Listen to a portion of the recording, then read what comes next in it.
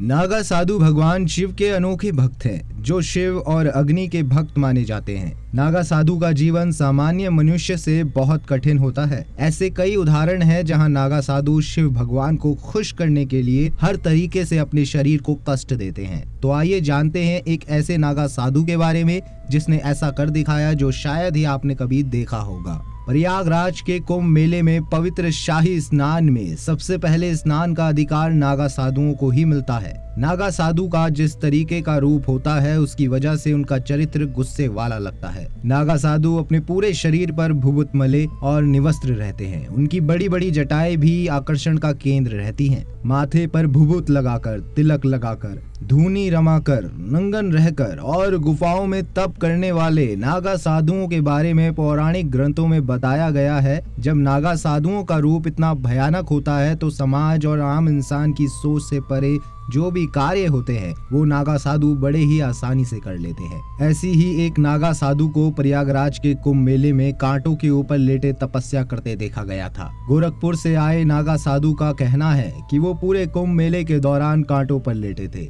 हम आपको बता दें कि कुंभ मेला 30 से 50 दिन का होता है और इतने दिनों तक कांटों पर लेटना कोई आसान बात नहीं है। नागा साधु ने बताया कि कांटों पर लेटना उन्होंने 5 साल पहले शुरू किया था और तब से ही वो अलग अलग जगह जाकर कांटों पर लेटते हैं। उनका कहना है कि ये वो अपनी रोजी रोटी के लिए करते हैं। नागा साधु जब लेटते हैं तो उनके शरीर के नीचे चारों तरफ कांटे ही कांटे होते हैं। ये चौंकाने वाली बात इसलिए है क्योंकि अगर हम आम इंसान को छोटी सी भी चोट लगे तो वो दर्द से कराहता है और इतने सारे कांटों पर लेटे नागा साधु के मुंह से उफ तक नहीं निकलती है। नागा साधु के बारे में गहराई से समझने के लिए उनके जीवन के बारे में जानना बहुत जरूरी है। दरअसल नागा साधु आम जीवन से दूर और कठोर अनुशासन में रहते हैं। इन साधुओं का संसार और गृहस्थ जीवन से कोई लेना देना नहीं होता। गृहस्थ जीवन जितना कठिन होता है उससे 100 गुना ज्यादा कठिन नागाओं का जीवन है। हम आपको बता दें कि नागा साधु जब किसी से मिलते हैं तो वे नमस्ते प्रणाम की जगह ओम नमो नारायण कहते हैं और शिव के भक्त नागा साधु शिव के अलावा किसी और को भी नहीं मानते हैं। नागा साधु बनने की प्रक्रिया की बात करें तो कहते हैं कि संतों के 13 अखाड़ों में से 7 अखाड़े ही नागा साधु बनाते हैं। नागा साधु बनने की प्रक्रिया कठिन और 12 साल लंबी होती है।